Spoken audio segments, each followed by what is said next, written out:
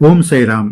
इंदोर येथे राहणारे दामोदर रामपूरकर यांनी त्यांना 1925 मध्ये आलेला साई अनुभव शिर्डी संस्थांच्या 1930च्या मासिक पत्रिकेत दिला होता. ते लिहितात, 1925 मध्ये माझ्यावर लागोपाठ संकटे येऊ लागली. या वर्षात माझी नोकरी गेली. त्या चिंतेत असताना माझी लग्न झालेल्या मुलीचा आजारपणामुळे मृत्यू झाला. त्यानंतर तिचा लहान मुलगाही मृत्युमुखी पडला. माझा लहान मुलगा अण्णा हा बहिणीच्या मृत्यूमुळे दुःखी झाला होता आणि त्या दुःखात त्याला आजारपणाने घेरले. लागोपाठ आलेल्या संकटानं आम्हा पतीपत्नीला वेळ लागण्याची पाळी आली. काय करावे तेच सुचेना. त्या दरम्यान मी एकदा माझे मित्र गणपतराव रेगे यांच्याकडे गेलो होतो. ते साईभक्त होते. त्यांनी मला श्री साईलीला मासिक वाचायला दिले. ते वाचून माझ्या मनात श्री साईबाबांबद्दल ओढ निर्माण झाली. मी तो अंक पत्नीला वाचायला दिला. तिलाही बाबांबद्दल श्रद्धा निर्माण झाली.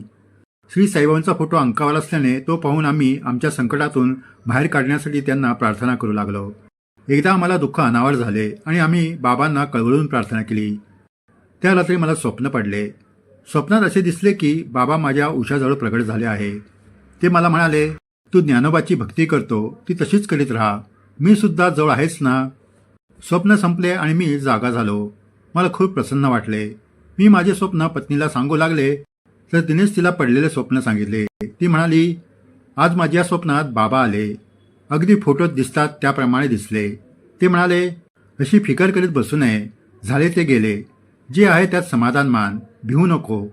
मी जवळ आहे ना. मग काय. मग मी स्वप्नातून जागे झाले. आम्हा दोघांना एकाच वेळी स्वप्न पडली होती.